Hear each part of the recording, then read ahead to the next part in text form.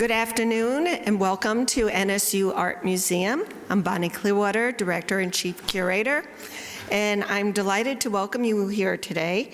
We're pleased to welcome historian Dr. Laurent Dubois and the other essayists from our exhibition catalog within and without the history of Haitian photography. That includes Emily Boone, Edward Duvalier, Edwidge Danticat, Alfredo Rivera, Maggie Stieber, and several others who might be popping in to join us for the talk and the book signing of the catalog after the talk. You're welcome to join us in the lobby afterwards. I'm proud to recognize the fact that we were supported for today's talk by the French Embassy in the United States. And we have with us today French Consul General Philippe Letriard. Can you please rise, and thank you for your support and for being with us today. I'd also like to thank the cultural attaché for the French Council here in South Florida, Valerie Drake. Thank you as well, Valerie. And an exhibition and catalog of this magnitude required substantial support, and it could not have been made possible, couldn't have happened without this outstanding support, and that includes Funding Arts Broward, which we also call FAB, the Green Family Foundation, FOCAL, which is based in Haiti, the Haitian Cultural Arts Alliance, based in Miami, Lisa and Stephen Smith and Smith Manufacturing, and Lisa Smith is with us today. Thank you, Lisa. Wells Fargo, which is making it possible for over 1,000 children to come see this exhibition.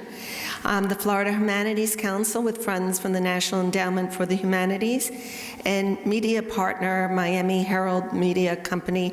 And as most things here in Miami, we thank the David and Francie Horvitz Family Foundation. On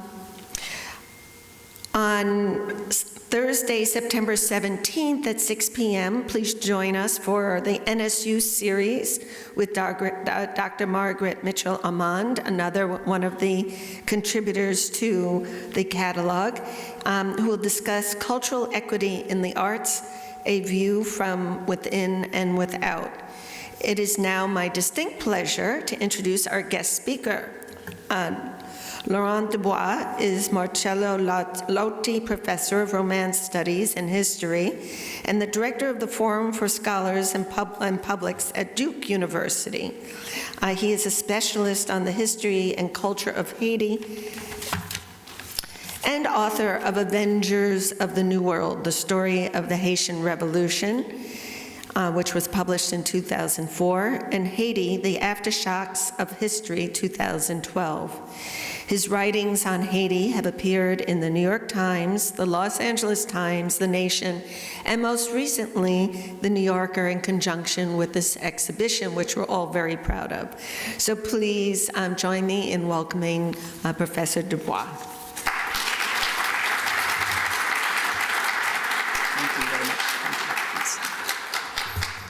Well, thank you all for coming today. It's really been it's really an honor to be here today, and it's been such a pleasure to participate in this exhibit. I'm so grateful for this exhibit. I didn't see it until yesterday, but I really want to thank Edouard, Maggie, Fredo, Bonnie, all the participants in the catalog for doing this. I think it's really an important event. I began hearing about and participating in this about 5 years ago when Edouard was collaborating with us on a project at Duke University that I'll talk about today, and it's really great to see it come to fruition. And I think it's going to be a remarkable achievement that helps to kind of re-engage and make us think differently about the history of Haitian photography, which has been far too overlooked for a long time. Now, I would argue, and I think many would hopefully agree with me, that there's probably no country in the world that has been more burdened with projections and phantasms from outside than Haiti has. So the work of both understanding the history of those projections and of developing and offering new ways of perceiving and representing Haiti is absolutely critical, both culturally and politically in our moment. And I think this exhibit participates in that. Now, I'm going to focus today on one photograph that's in the exhibit. If you've seen it, you know this plays a prominent role in the exhibit space. And this talk is really built around this image in particular. It is a portrait of Charlemagne Péralte, who was the leader of the Caco insurrection of the U.S. occupation of Haiti. That occupation began in 1915. The insurrection against it began in 1918 and was suppressed by 1919. Péralte was the leader of that. And this was taken after he was killed by the U.S. Marines when his body was put on display in Haiti, in Le Cap. So I want to just start with for us to spend some time looking closely at this image and seeking to understand it. Now in the talk, typically for a historian, I'm going to suggest that we have to move at least 100 years back in history to understand this image and actually go forward into the present to understand all its afterlives. In fact, I think we can kind of see a lot of the history, maybe the whole history of Haiti condensed in this image if we look at it the right way. But I'd also argue, and this is maybe even more important because it's less acknowledged, that we have to think about this image in relationship to U.S. history, right? That we have to embrace this as part of the history of U.S. visual culture and our history in terms of the occupation. I think of this image as a kind of crossroads of sorts, right? Embedded in here is this relationship between the U.S. and Haiti, which I'll talk about. It's an image that, for many of us who've known about it for a long time and keep looking at it, in a way it gets more and more complex and surreal the more you look at it and think about it. And I'll try to lay that out today. So let's first just dwell a bit on the layers of contradiction by talking about the circumstances of its production. The photo was taken in 1919 in Le Cap, which is in the north of Haiti, where Péralte's body had been put on display by the U.S. Marines in order to show the local population that the rebel leader was dead. The point was explicitly to quell ongoing resistance, which was continuing in the mountains and other parts of the country, with the idea that much of the energy of this insurrection had come from the recognized charisma of Péralte, and the Marines did recognize he had a very charismatic, powerful leadership personality. So actually the composition of the image is the result of the exhibition of the corpse, right? It was a kind of public performance organized by the Marines. That's where the composition comes from. It wasn't set up by the photographer.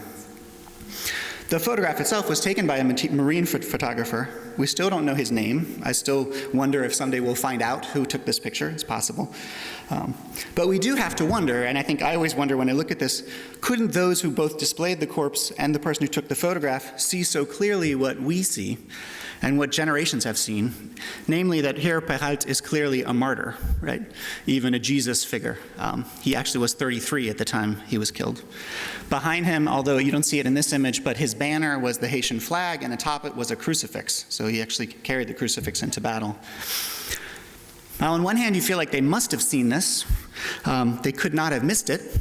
And yet, if they had, would they really have done what they did next with this image, which is that copies of this image were made and distributed as widely as possible in Haiti.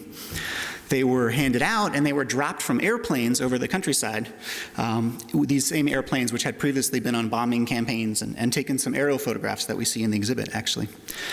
So they widely distributed the image. They effectively handed it to the Haitian population, and the population took it and made it their own in a certain way. In a way, this photograph is perhaps one of the most striking examples we can think of unintended consequences, right? The distribution of the image was meant to quell resistance, to discourage remaining rebels by showing them the leader was dead. It was meant, in a way, to bury Péralte and the revolt, sort of formally. But while the Marines did, in fact, ultimately crush the Caco insurrection, it did take some time. The image did something else. In a way, it resurrected Péralte. It's kind of kept him alive, actually, in a certain way. It helped to turn him into a martyr and eventually a kind of national hero in Haiti after the occupation. It became probably the most well-known visual representation of the U.S. occupation, at least in Haiti. And it may even be, we can debate this, one of the best-known photographs in Haitian history. And all of this taken in this particular context I've laid out, right? So in a way, it's a pretty mysterious and powerful image, I think. It tells a story, but it also asks us to tell stories about the history. And I'd say we can also perhaps take it today, as I think the organizers of the exhibit have meant to do, that as an invitation that through a recognition of the past, we might be able to cultivate some form of healing about this past, which is still very alive in many ways. As far as I know, this image has never been on public display in the US before, so that's a powerful gesture. And even here, it lives partly in absence. The original photograph, we don't know where it is, right? So it's not a print of the photograph. We have only copies of the image, even in the exhibit here. And you can also take a copy home for yourself, because the curators have made that possible to continue that circulation that was begun by the Marines a century ago. So if you visited the exhibit, you'll see that here it presides over one of the rooms, right? It kind of draws your eye in the first room of the exhibit. And I think that's meant on purpose, obviously. I think I agree that we should all look at this image and think about what it means to look at it. Because among the many equalities that exist between the US and Haiti, there's an inequality in remembrance, right, in our memory. The US occupation is well known and remembered in Haiti, notably, as Edwidge Dandicat recently reminded us in a moving piece in the New Yorker, within family memories, right, it's passed on. But in the US, it is almost completely forgotten, and that's even among people who have regular interactions with Haiti itself. The 100th year anniversary of its beginning passed nearly unnoticed here this past July, with a few exceptions. As far as I know, there are no official events planned, recognition, or even apology around the occupation in the US. And there's not that much discussion beyond a sort of a smaller community of scholars and journalists interested in Haiti. But I think we should at least make an effort to make people realize that this is a critical part of US history. After all, the US occupation of Haiti lasted almost 20 years. It was carried out on a massive scale with major political, infrastructural, and educational projects, thousands and thousands of Marines deployed to Haiti, as well as others over this period. And there was a brutal war that lasted 2 years, one of the first in history that involved aerial bombardment of the civilians, among other new things about this conflict. So I think if we look together at Peyhaltz, we can begin and continue to remember that past. I want to try to just move through a few chapters now, just to kind of situate it in a broader context. First, I'll just evoke, in a relatively brief way, but lay out the relationship between the US and Haiti that culminated in the occupation. I want to just talk about who Peyhaltz was specifically and where he came from in Haiti, and then just look at the kind of afterlives of the image in Haitian art, among other, where it's been a kind of important reference point. Now, of course, the Haitis and the US histories have been intertwined really from the beginning, when they were both colonies connected by trade in the 18th century.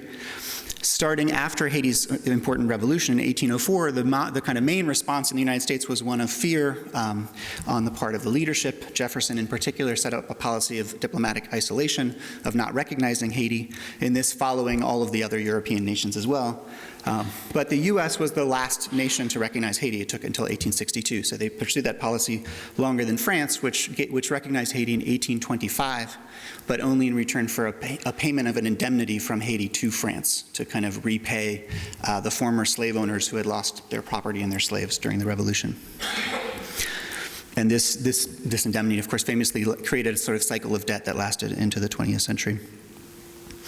Now, the U.S. actually, it's often misunderstanding about this, but the U.S. did not economically isolate Haiti. In fact, the U.S. traded very much with Haiti in the 19th century without recognizing it politically. And that's partly because, and this is not also that well known, but Haiti's economy in the 19th century was quite successful. Exports of coffee and other goods, and lots of merchants were interested in participating in that. So European merchants, mostly a lot of them from Germany, and American merchants were in regular relationship with Haiti. But the big problem was that US leaders couldn't imagine recognizing a nation in which the leaders were people of African descent. Specifically, they did not want to allow a black diplomat to come to Washington, right? Especially Southern senators. Now, there was always a countercurrent in American history from the very beginning of kind of sympathy and interest in Haiti. Lots of this has been documented. Of course, it's been particularly strong among African-American thinkers. But one example I particularly like that can stand in for all of these is the example of John Brown. So John Brown, the abolitionist, was deeply inspired by the Haitian Revolution. He studied its history, its military history, quite closely, and he retold it to recruits. His idea for the Harper's Ferry attack was actually based on the military history of the Haitian Revolution, which involved attacking towns and then retreating to the mountains. And as he awaited his execution, he read a biography of Toussaint Louverture. At the same time, Haitians actually deeply admired John Brown for what he did, which was to try to start an insurrection against slavery. And the largest funeral for John Brown was actually in Haiti in 1859, where the president of Haiti, Jeffrard at the time, basically had an official funeral for Brown. They had an empty casket in the middle of the cathedral with his, it was said, martyr to the blacks, was sort of draped over it. The Catholic priest of Port-au-Prince was a Senegalese-born man named Abbé Moussa. He said mass over this. And then they carried the coffin all the way to the edge of town. They didn't bury it, obviously, because it was an empty coffin. But in this gesture, they kind of greeted John Brown sort of symbolically into the Haitian pantheon, right, as a Haitian citizen. So you can see that there was this kind of other current that people, sort of Haitians in the United States, were looking at each other slightly differently. And I'll evoke another case of this a bit later. Now, I cite Brown in part because the thing that changed everything for Haitian-U.S. relations was, of course, the Civil War. Right after the secession of the southern states, Charles Sumner from Massachusetts pushed through the recognition of Haiti, and so the country was recognized officially, and diplomatic relations began in 1862. Now, Haitian leaders from within Haiti, not necessarily all of the population, but the leadership had always dreamed of this kind of recognition, right? They believed that Haiti's political isolation had weakened it, that they needed more possibilities for global interaction. And so many greeted this recognition as the kind of beginning of a new era. And particularly, many people looked to the U.S. as a neighbor that would help support the kind of development in Haiti. But in a kind of odd way, of course, recognition just augured in a kind of new phase of some forms of denial of sovereignty, of Haiti's sovereignty. Now, to kind of understand this, and there is always a kind of a curiosity about exactly why did the U.S. get strategically interested in Haiti at this time, right? And really a lot of it just has to do with the steamship. The steamship that arose in the 19th century created a kind of new problem for global empires, right, that had basically been based on sail. And wind is finicky, but it's always there. It's a free resource, right? Whereas steam was dependent on having coal reserves, and that could be picked up in different parts. Steamships had to go around the world. Now, the empires, the great empires of the day, France and England, didn't have much of a problem with this. They had colonies all over the world, so their steamships could circulate all over the world and have depots. But as the U.S. decided to develop its navy and began to kind of expand into the world, it needed places for its steamships to fill up on coal. And Haiti in particular, because Haiti and the Dominican Republic in particular were independent nations in the Caribbean, where the rest was all under colonial control, they became the focus of American attention precisely because they were independent, somewhat ironically.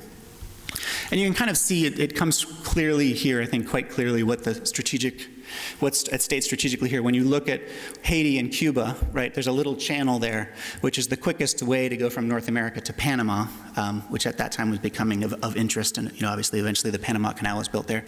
On one side of it is Guantanamo Bay, which eventually the U.S. did acquire, right, and still has.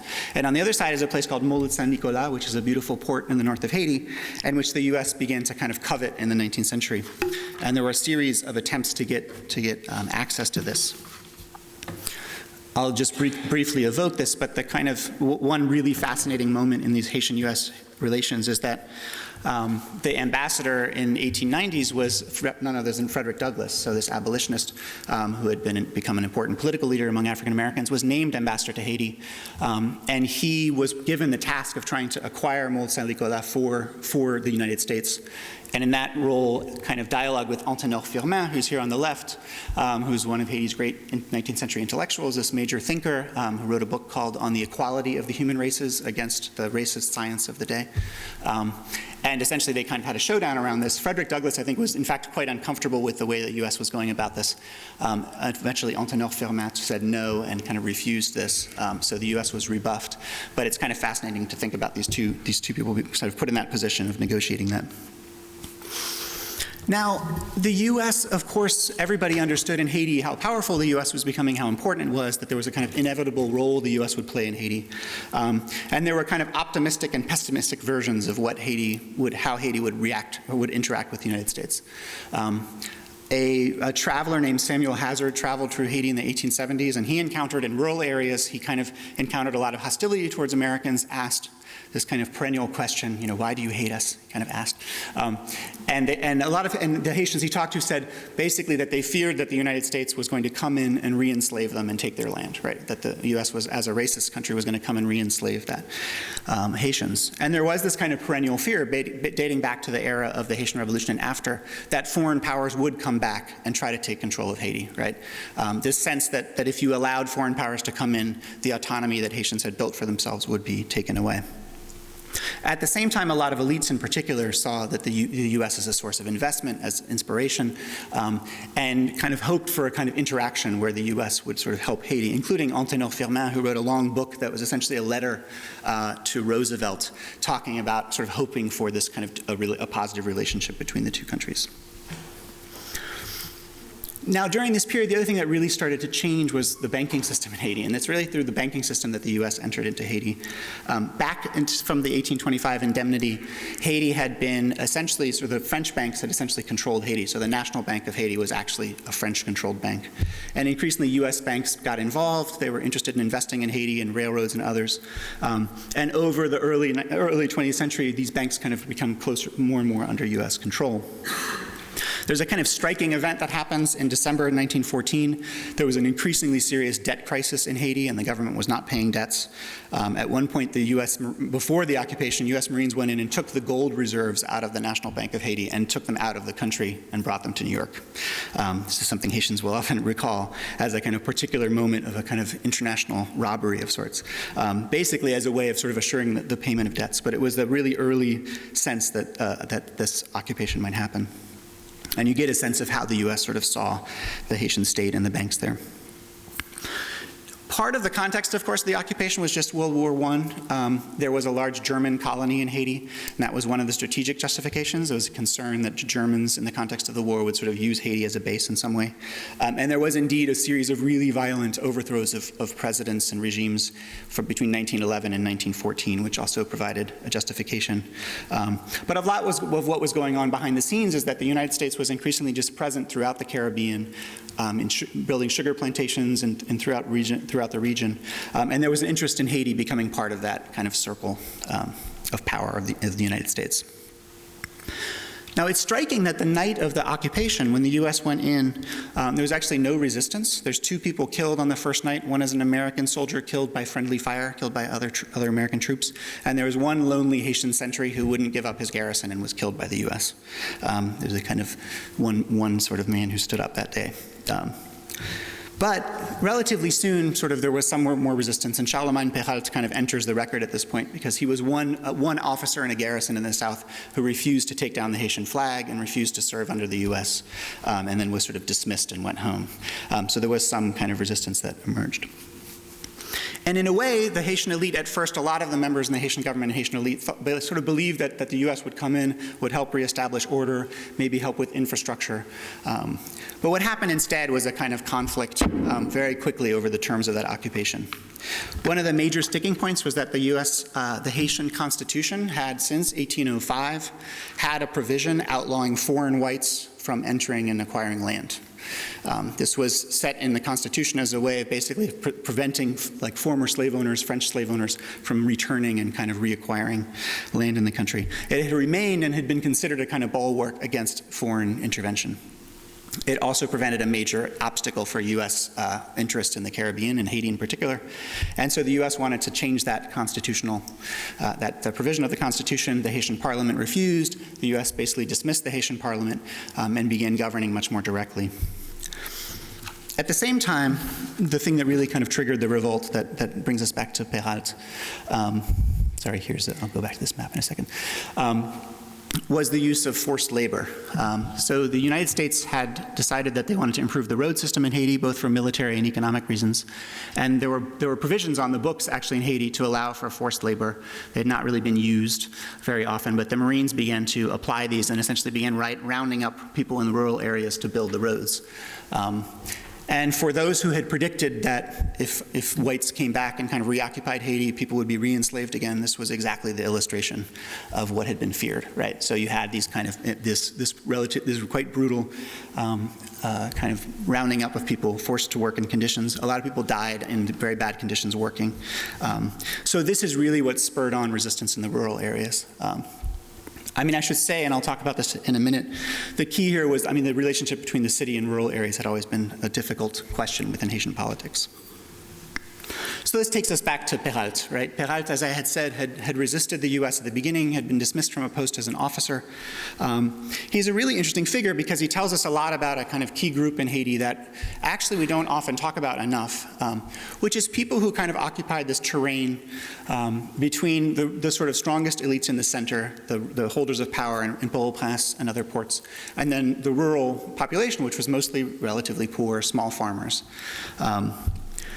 I use the term in my work taken from Jean Casimir, who's a Haitian sociologist, and I think it's a fundamental concept to describe Haitian culture as a kind of counter-plantation system, right? And what he explains is that after the Haitian Revolution, a whole system was put into place that was based on guaranteeing kind of self-reliance and autonomy on the part of Haitians, right? So in a sense, you can imagine it as everything that was the opposite of slavery, right? So ownership over one's body, obviously, control over family, but also having land, having a space that was one's own. And this system was actually quite successful economically. It involved growing sort of food for one's own consumption, but also for local markets and international markets, which is why coffee was so important, because coffee can be cultivated, you know, on smaller farms and was exported. So this was actually, and I mean, I say this often, but it was actually quite a successful economic system, in fact. It made life in Haiti in the 19th century almost certainly the best life kind of situation for people of African descent in the Americas at the time. This was a country that drew migrants, as I said, European migrants, but also African-American migrants from other parts of the Caribbean. So we have to kind of imagine Haiti, and I think you can really see that in the photographs of the 19th century. This is different from what many people imagine. And part of this culture was that it was an extremely regionalized one, so that the regions, the Central Plateau and other parts of Haiti, each of them had their ports. There were 11 ports. People could very quickly go to those ports and export goods. And so the regional elites were very important, and Peralt was from one of those families, right? These were people who owned land, who were connected to rural farming, but were often kind of wealthier than a lot of other peasants, sometimes had official roles in the smaller towns in the regions. The name Peralt, interestingly, he actually has Dominican ancestor, and as we know, we're often trying to remind people how closely aligned and connected Haiti and the Dominican Republic have been in their history, especially given the current political context. But Peralt was descended from a Dominican named Peralta, and so he was part of this border world that connected the two countries. So in a way, it's not surprising that he ended up emerging as the leader of this revolt. He had been educated in Port-au-Prince. He had served as an officer in Léogâne, as I had mentioned. And then once he went home, he kind of lived at home during the early periods of the occupation. But eventually the Marines suspected that he was still rebellious, still plotting against the occupation. He was imprisoned in Le Cap. He managed to get one of the guards to help him escape. And this detail, I think, is particularly great in a way. He disguised himself actually as a woman going on Voodoo pilgrimage, and he and the guard both escaped prison and went up into the mountains, sort of saying prayers, and that way we're not tracked down. And once he got to Hache, which is where he was from, he began going around and building an army for this insurrection. And many Haitians joined. People were just like the corvée laborer. They were tired of other exactions during the occupation. And relatively quickly, and somewhat to their surprise, the Marines found themselves with a huge uprising in the rural areas on their hands in 1918, so years after having arrived. The Kako uprising is really incredibly fascinating and has also, I think, is frustratingly understudied. There's a Haitian historian, Roger Gaillard, who wrote a beautiful series of books about it. He interviewed people in the 70s and 80s who recalled this. But this was a huge movement. I mean, one of the great kind of modern movements, 20th century movements in Haiti that really mobilized people in the countryside. For the Kakos basically saw the Haitian leadership who had succumbed to U.S. occupation, you know, as sellouts, as people who had kind of accepted something that their own founders would never have accepted. They considered themselves as kind of descendants of Dessalines, who had to basically fight again, had to fight the Haitian Revolution, right? They had to kind of, and their rhetoric really drew on the Haitian revolutionary rhetoric in very powerful ways. You can see that in the slogans they used. And they understood the occupation as essentially a kind of new form of slavery that had to be resisted. Women were really critical in the movement, sometimes as fighters, but also as suppliers of information, in particular market women who relayed information, kind of spied on marine movements and so forth. The Cacos actually even invented a language, Bolit, which is still spoken in parts of Haiti, which is a kind of reconfiguration based on Creole, a kind of secret language that, again, has been sustained in small pockets since then. So we have this whole story of the Cacos, again, that is only beginning to be really, I think, understood as fully as it could. There are some great representations of the Cacos in Haitian painting, and I'll show two here of painters that I'll talk about later again. Ernst Prophète, Terrier Rouge, Repère des Cacos. This is from 1915, so it shows, kind of one hideout in the countryside. And then Philomé Aubin, who this was a kind of retreat of the Cacos that he painted as well. But you can kind of see these depictions of their military campaign. One of the ironies among many of this is that really much of the material through which we can write about the Caco rebellion is not in Haiti but in the United States, because the Marines, when they raided camps, would take the correspondence from within the correspondence that they found in the camps. So there are quite large archives actually in the United States of internal correspondence and the material for writing about this. Just here's two examples. These are actually in the Quantico archives of the Marine Corps in Virginia, and we've been working with archivists there because they've been great, and they have like a huge amount of interesting documentation. The irony being, in a sense, right, that this is again sort of very difficult for Haitians to access because it means coming here, and so that's part of what needs to be repaired. You can see here one of the documents on the bottom is signed by Peralt at the bottom there, his signature. So.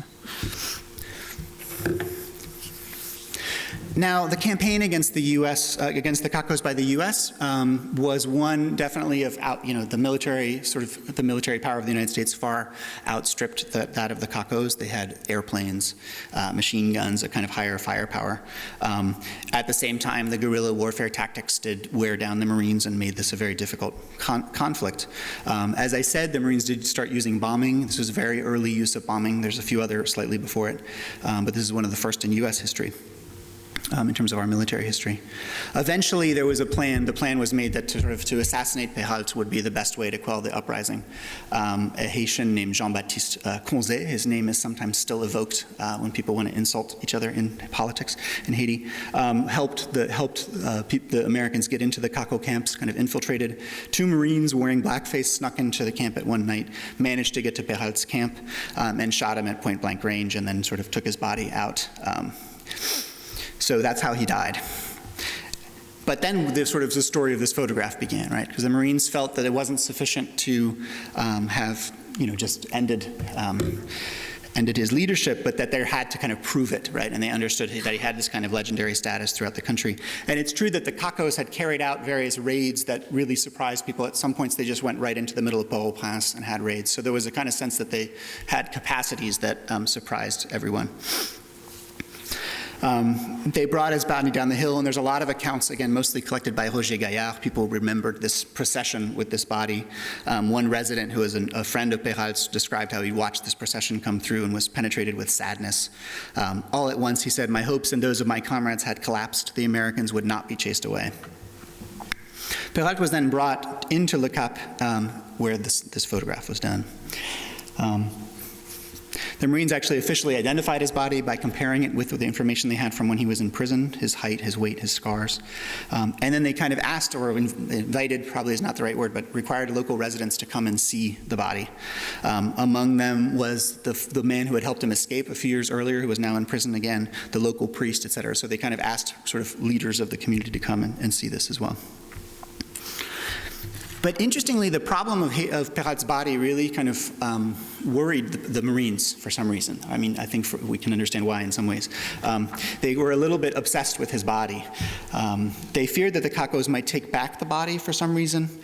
They held 5 different fake funerals This is documented in different places to kind of create confusion so there wouldn't be something like that. They eventually selected a prison camp, a sort of tightly guarded prison camp in the north of Haiti, actually not far from where the Carocal industrial park is now, where kind of notorious camp. There was a lot of documentation of the bad conditions of this camp where they put Cacos that they had captured. So they kind of prisoned him in the camp. They didn't have a coffin to put him in, so the prison was out of them, actually, because of the deaths in the camp. And so he was wrapped in the body. They wrapped his body, interestingly, in a Haitian flag and laid it directly in a grave, and then poured concrete around it, right? So it couldn't be disinterred. So really, a lot of attention to this. The Haitian guard was later interviewed, who had to stand guard over this corpse at night, was later interviewed by Roger Gaillard, and he just said, Charlemagne was buried like a dog. So the photograph was, in a sense, his only kind of memory, right? His body had been sort of taken away. But the photograph circulated throughout the years. The U.S. did defeat the Caco resistance. They remained in power. After the Caco resistance, the U.S. occupation in many ways changed. This is when they really began a lot of the kind of public works projects and education projects. There had been a very large and extensive congressional hearing about the atrocities committed during the occupation. So this is where part of what's, it's surprising how little this is remembered, but this became a major domestic issue during an election in 1920. A lot of criticism that President Woodrow Wilson was the one who had sent the Marines into Haiti and was at the time championing the rights of small nations while carrying out this occupation. So it's not that there wasn't debate in the United States about this, quite the opposite. So the 1920s were a really interesting moment in this period. The memory of Peralt, was kept alive by the resistance, which moved into a kind of mostly nonviolent phase, was led by student strikers who began a strike in particular in 1929. And artists began kind of representing him. So Félix Viard wrote a poem in honor of Peralt. He described him as the last maroon, so comparing him to the runaway slaves who resisted slavery.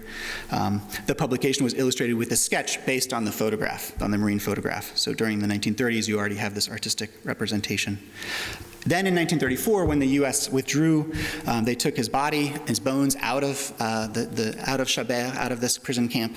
His mother identified him by the gold tooth that was still in his mouth, and then he was buried in Le Cap in a kind of much larger, honorable state funeral. So that's kind of where the occupation ended after 1934 with Charlemagne Peralt. That was one of the symbolic markers of the end of the occupation, was the moving of his bones. But then the image became increasingly important, I guess, in Haitian art, right? It became part of that landscape. One of the most important figures to take this image up was Philomé Aubin, who I mentioned earlier again. He did many paintings of Peralt. Aubin himself, I'm told, was actually imprisoned at one point during the occupation, was involved with the Cacos or had some connection, so had a personal experience of that period.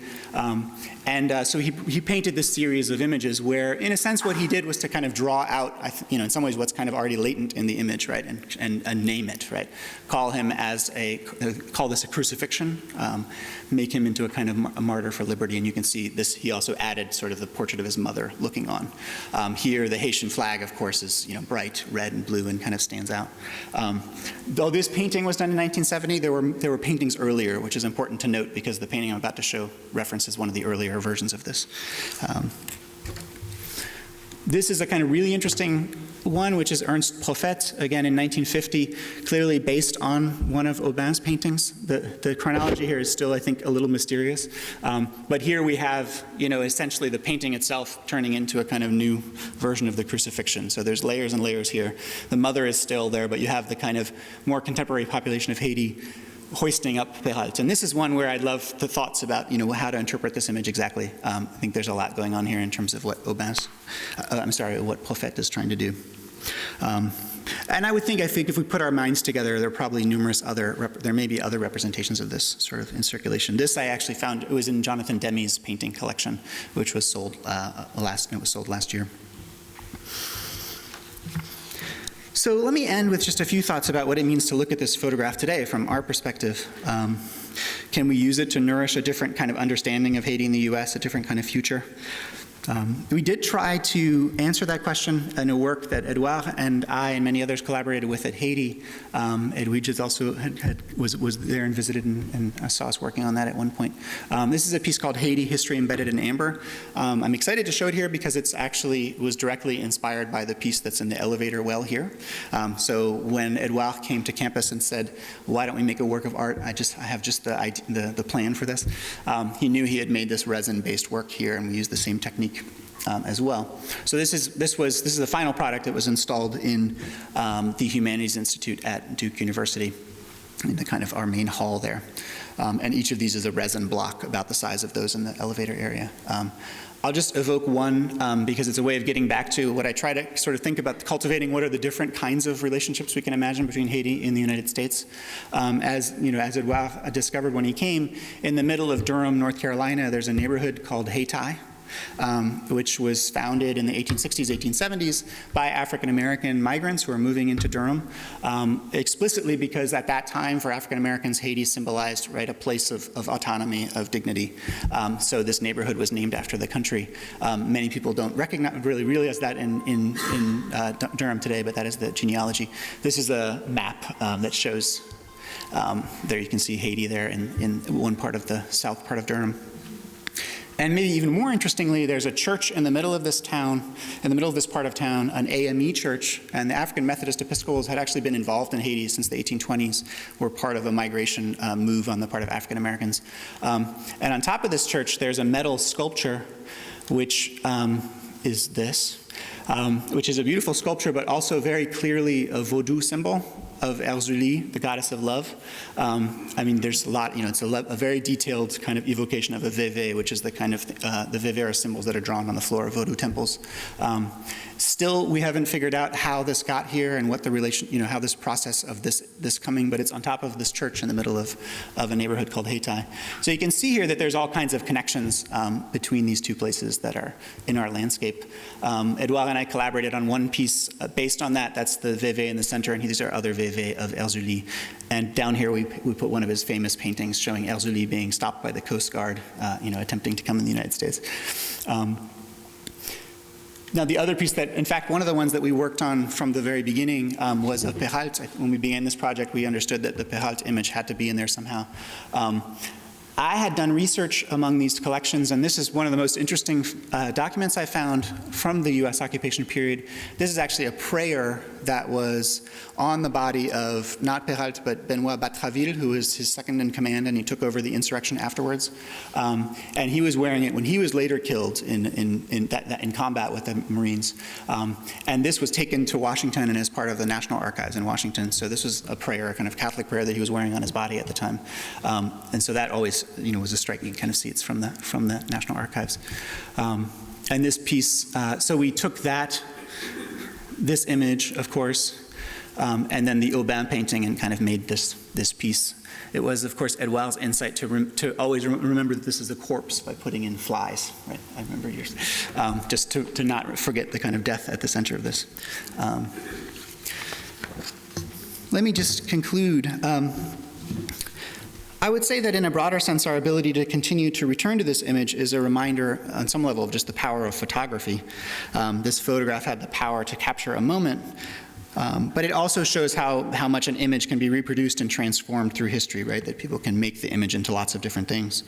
And in this case, we can perhaps find a certain inspiration in the fact that as an image, it has and will probably continue to be so thoroughly been turned against its original intentions. It was meant to end a certain movement and moment in Haiti's history, but instead it's actually been kept alive and vivid in our minds, in a way perhaps allowing us to do precisely the opposite, which is to connect and sustain different struggles for a different future. Thank you.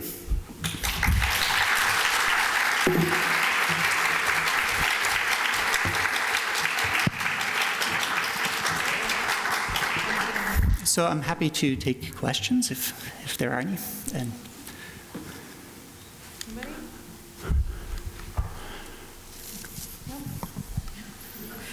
excellent. Yeah. I can ask myself a question. No. Hi, Yes. Thank you for the really interesting talk. Yeah. Mm-hmm. Right over here. You talked a little bit about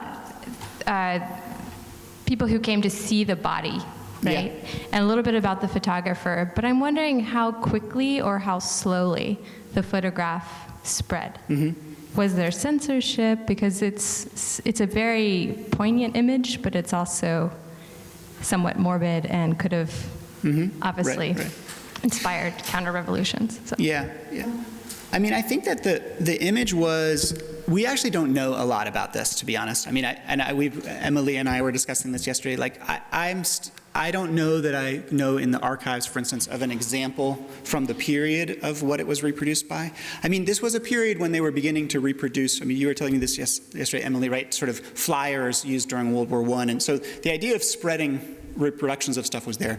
But for instance, we don't have traces of what that really looked like, what that image looked like.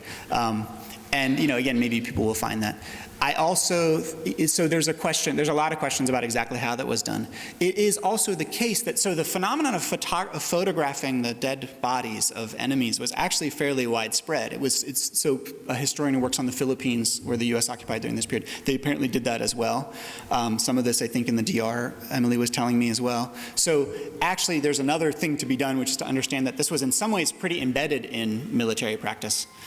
So Charlemagne Pérat, we remember this version of it because it's precisely because artists have taken it up later, but there are probably lots of other versions that just didn't have that kind of afterlife. But it's a topic that's really ripe for a lot of exploration, I think, that, again, this is a period that, to me anyway, is sort of shockingly under-examined. So that would be one question that would be really interesting to answer. Yeah.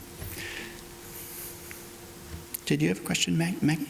No. I did have a question, but then I remembered that you had already said this. Okay.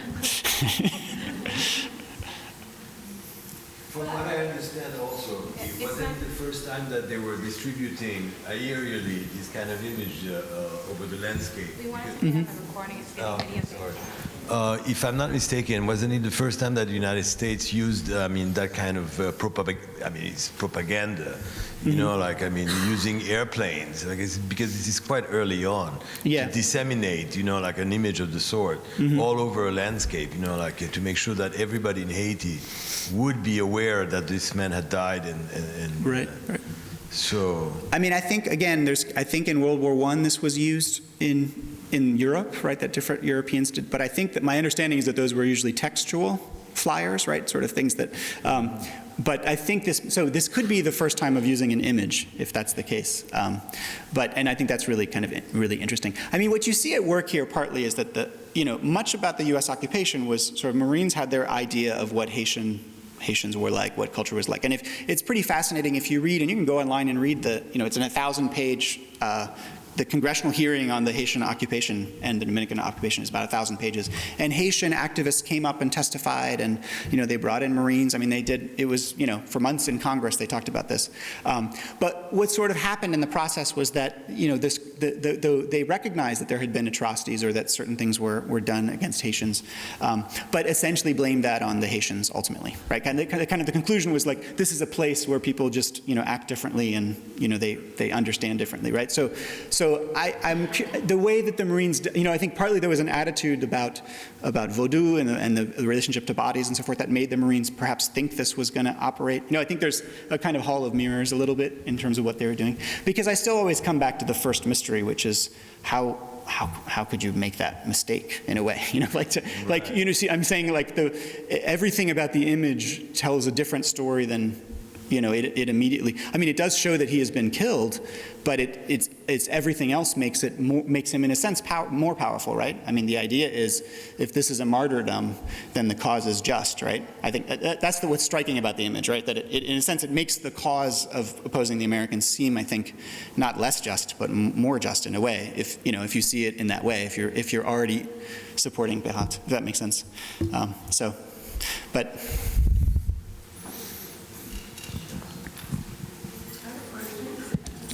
Yeah.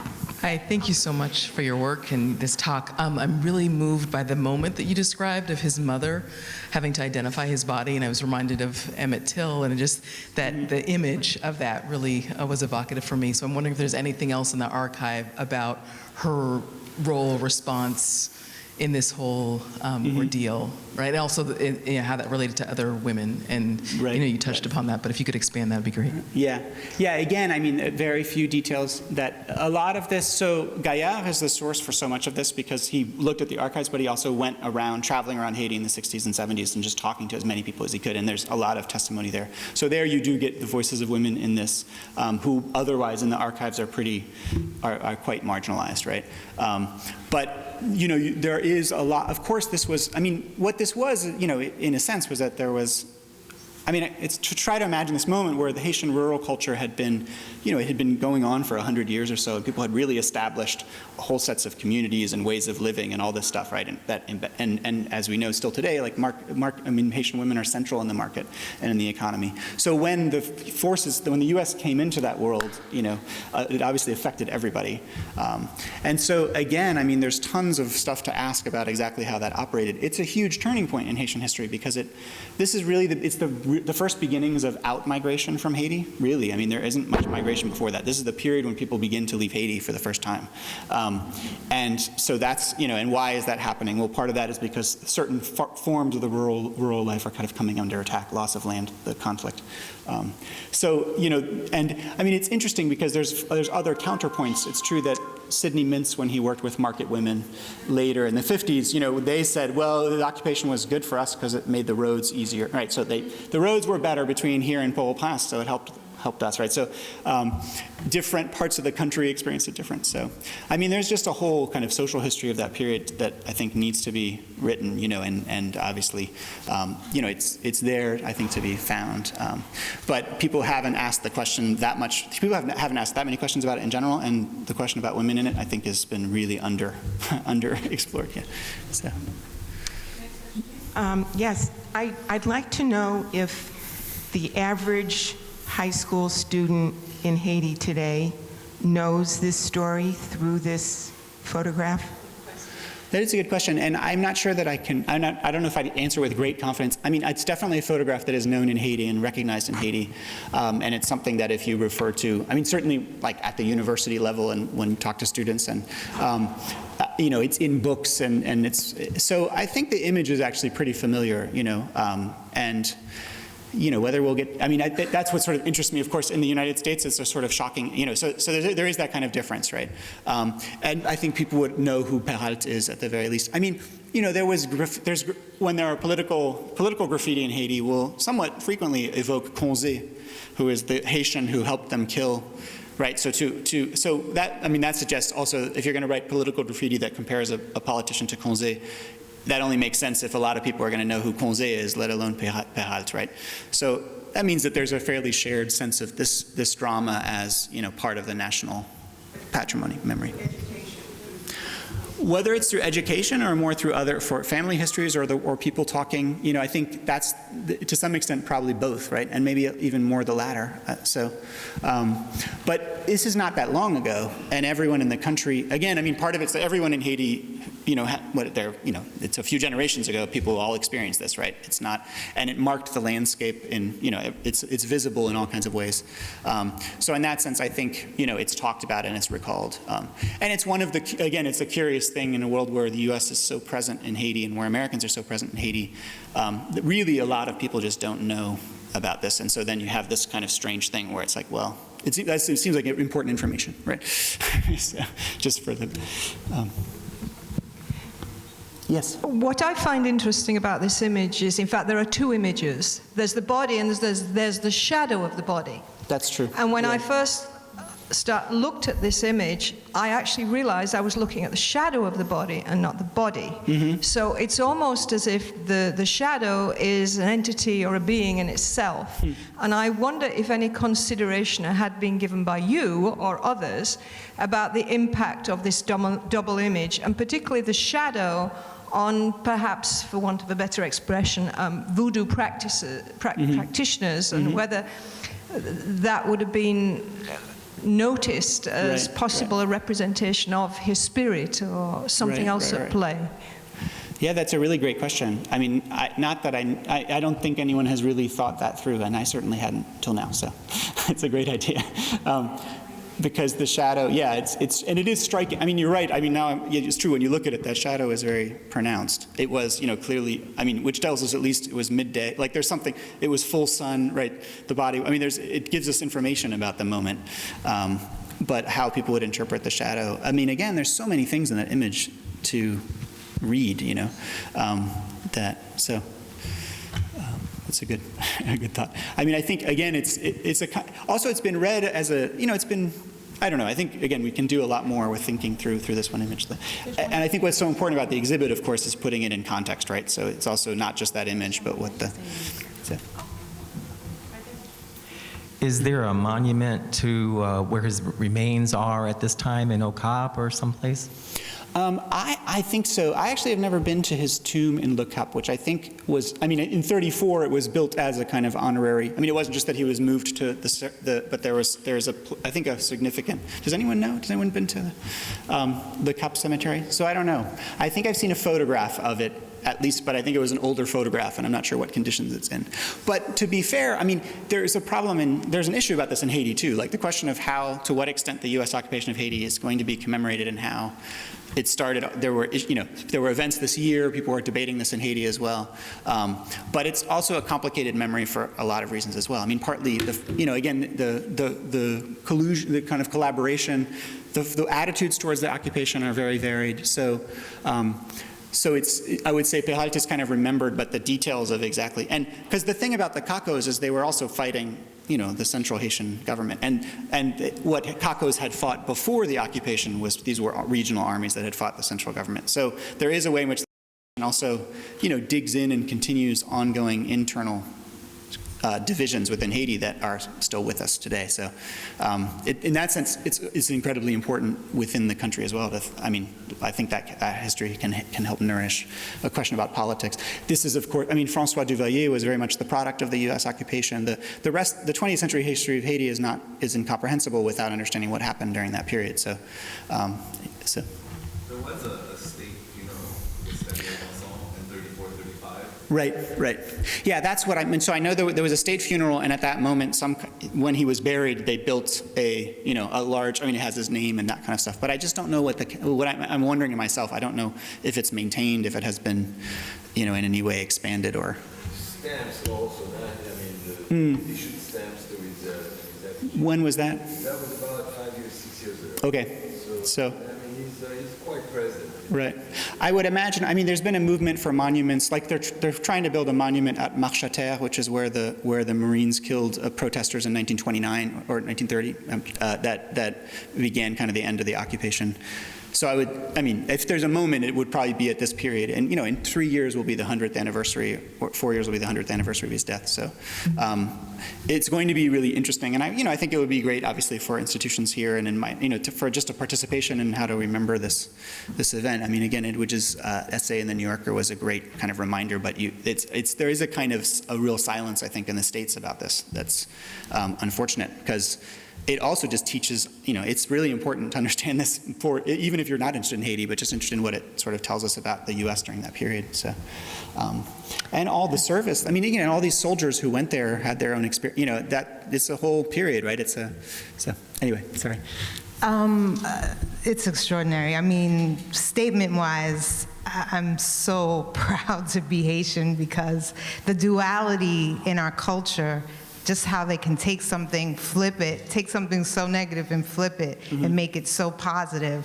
And even, I mean, I don't know much about Voodoo, but the little that I know, and then within my own consciousness, dealing with death, seeing death as something not, as something to celebrate. But I do want to say, growing up as a kid, always the Haitian Revolution was taught in the household, U.S. occupation, but in terms of, I feel like the U.S. occupation in Haiti has been omitted out of the memory of, would you say? And what, in your work at Duke, like what is going on now to sort of bring this piece of history to light? Right. Yeah, I mean, I think definitely, so first of all, the Haitian history curriculum is definitely it's heavily about the revolution. It's also heavily kind of leader-oriented, right? So it's the kind of basically the great men of the Haitian Revolution are taught. There's not a huge amount on kind of social history or other kinds of things. So that's one issue. But then you're right, and in general, the 19th century and the early 20th century, I think, are pretty, there's not enough understanding of those. And I think the occupation is present kind of as a symbolic thing. People are aware that it happened, right? And again, I think people have a sense of the suffering it caused and of the indignity of being occupied, all these kinds of things, right?